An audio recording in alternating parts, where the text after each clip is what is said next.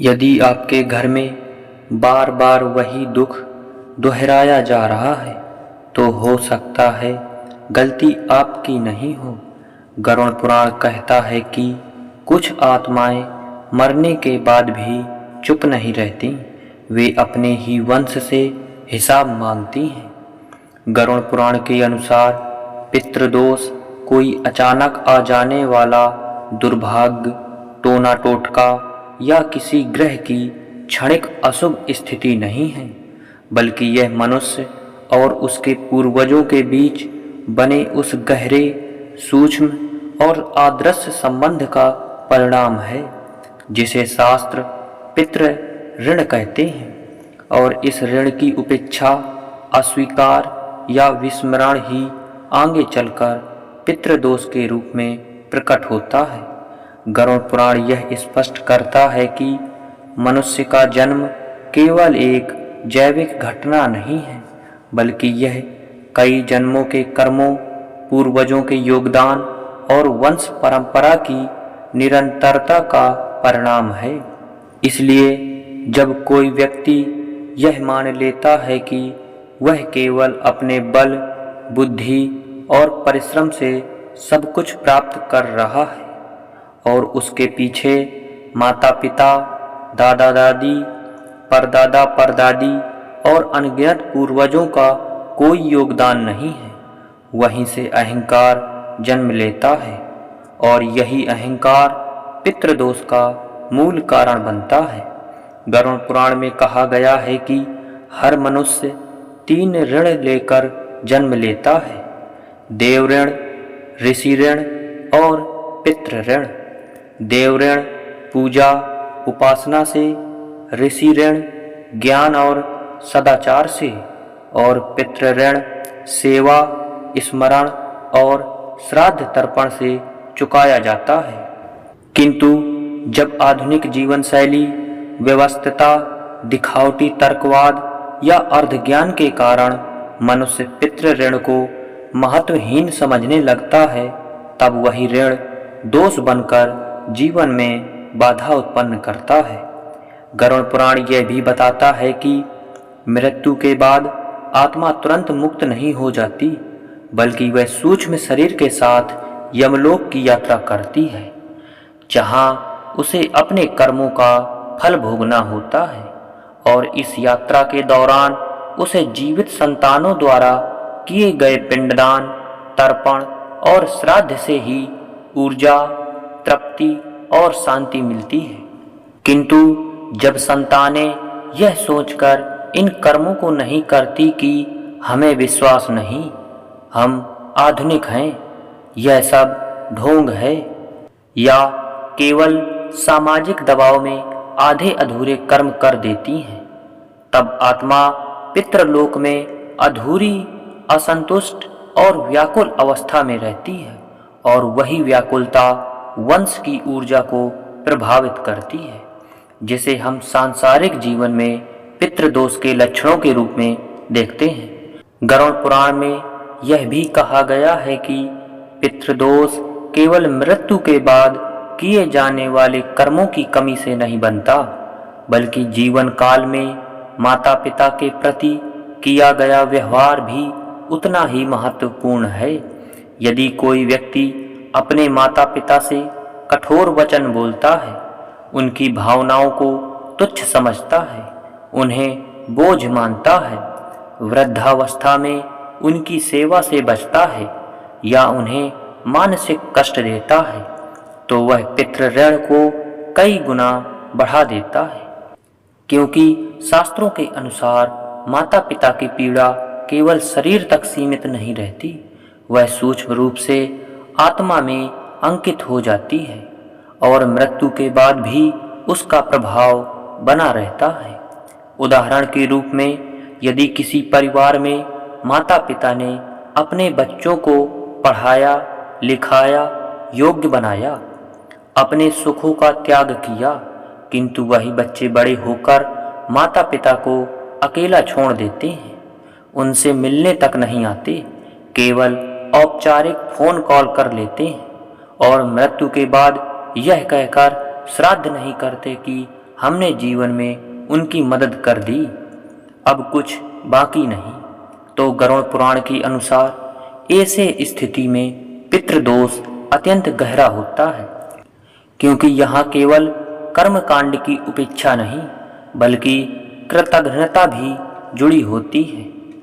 गरुड़ पुराण यह भी समझाता है कि कई बार पितृदोष का कारण वर्तमान पीढ़ी नहीं बल्कि पूर्वजों के अपने अधूरे कर्म होते हैं। जैसे किसी पूर्वज ने जीवन में किसी का हक छीना, किसी को धोखा दिया, किसी स्त्री, गरीब, वृद्ध या निर्बल को कष्ट दिया, किसी की संपत्ति या सम्मान को नुकसान पहुंचाया और बिना प्रायश्चित मृत्यु को प्राप्त हुआ, तो उस कर्म का फल पूरी तरह समाप्त नहीं होता और वंश में किसी न किसी रूप में प्रकट होता है। किंतु यहाँ भी शास्त्र यह नहीं कहता कि संतान असहाय है, बल्कि यह कहता है कि संतान अपने धर्म, दान, सेवा और पितृकर्मों के माध्यम से उस दोष की तीव्रता को कम कर सकती है। गरुड़ पुराण के अनुसार पितृदोष का प्रभाव जीवन के हर क्षेत्र में अलग अलग रूप में दिखाई दे सकता है। कहीं बार बार मेहनत के बावजूद सफलता न मिलना, कहीं विवाह में अनावश्यक देरी या टूटन, कहीं संतान सुख में बाधा, कहीं अचानक आर्थिक हानि, कहीं मानसिक अवसाद, भय, निर्णय, भ्रम या घर में बिना स्पष्ट कारण के अशांति। और यही कारण है कि शास्त्र इन लक्षणों को केवल बाहरी परिस्थितियों का परिणाम मानने के बजाय आत्ममंथन का संकेत मानता है। एक उदाहरण के माध्यम से इसे और गहराई से समझिए। मान लीजिए किसी व्यक्ति के दादा ने जीवन में किसी गरीब का हक छीना, बिना प्रायश्चित मृत्यु को प्राप्त हुए। उसके पिता ने जीवन भर केवल धन कमाने पर ध्यान दिया और अपने माता पिता की सेवा को महत्व नहीं दिया। और अब वर्तमान पीढ़ी यह कहती है कि हम इन सब बातों में विश्वास नहीं रखते। तो गरुड़ पुराण के अनुसार यह तीनों स्तरों की उपेक्षा मिलकर पितृदोष को अत्यंत प्रबल बना देती है, जिसका परिणाम यह हो सकता है कि परिवार में पीढ़ी दर पीढ़ी संघर्ष चलता रहे, सुख स्थायी ना हो और शांति बार बार भंग होती रहे। गरुड़ पुराण यह भी बताता है कि पितृदोष का सबसे बड़ा कारण विस्मरण है, अपने मूल को भूल जाना। यह भूल जाना कि हम केवल वर्तमान क्षण की उपज नहीं हैं, बल्कि एक लंबी परंपरा की कड़ी हैं। और यही कारण है कि शास्त्र बार बार पितरों के स्मरण, तर्पण और श्रद्धा पर बल देता है, क्योंकि स्मरण ही वह सेतु है जो जीवित और दिव्यंगत के बीच संतुलन बनाए रखता है। यहाँ यह समझना भी आवश्यक है कि गरुड़ पुराण पितृदोष को डराने के लिए नहीं बल्कि चेतना के लिए प्रस्तुत करता है। वह यह नहीं कहता कि हर समस्या का कारण पितृदोष ही है, बल्कि यह कहता है कि जब जीवन में लगातार अवरोध आए और कारण स्पष्ट न हो, तब मनुष्य को अपने कर्मों के साथ साथ अपने कर्तव्यों की भी समीक्षा करनी चाहिए। एक और उदाहरण ले, किसी परिवार में वर्षों से यह देखा जा रहा है कि विवाह तय होते होते टूट जाते हैं, संतान जन्म में कठिनाई आती है या संतान का स्वास्थ्य कमजोर रहता है। डॉक्टर और उपाय सब किए जा चुके हैं, फिर भी समाधान नहीं मिल रहा। तो गरुड़ पुराण के दृष्टिकोण से यह संकेत हो सकता है कि पितृ संतुष्ट नहीं है और संतान को केवल बाहरी उपायों पर नहीं बल्कि अपने व्यवहार, अपने आचरण और अपने पितृ कर्तव्यों पर भी ध्यान देना चाहिए। गरुड़ पुराण यह भी स्पष्ट करता है कि पितृदोष कोई स्थायी अभिशाप नहीं बल्कि यह परिवर्तनीय है। जैसे ही संतान अपने जीवन में सत्य, सेवा, दया, दान और श्रद्धा को स्थान देती है, माता पिता के प्रति सम्मान का भाव रखती है और पितृ कर्मों को दिखावे के बजाय भावना से करती है, वैसे वैसे यह दोष क्षीण होने लगता है। शास्त्र यह भी कहते हैं कि सबसे बड़ा पितृ तर्पण केवल जल या पिंड नहीं बल्कि सदाचार है। यदि संतान अपने जीवन को ऐसा बना ले कि पूर्वजों को उस पर गर्व हो सके तो यह भी पितरों की आत्मा को शांति देता है। अंततः गरुड़ पुराण का संदेश अत्यंत गहन और मानवीय है।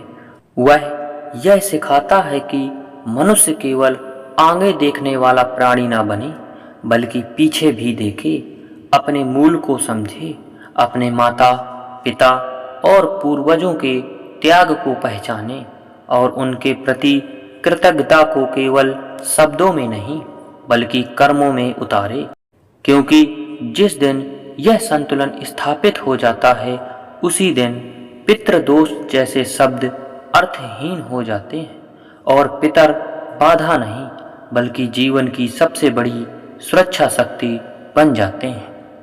दोस्तों, यह वीडियो अगर आपको पसंद आए तो वीडियो को लाइक कीजिए और शेयर कीजिए तथा हमारे चैनल भक्ति कथा सार को सब्सक्राइब कीजिए। मिलते हैं अगले नए वीडियो में, तब तक के लिए राधे राधे।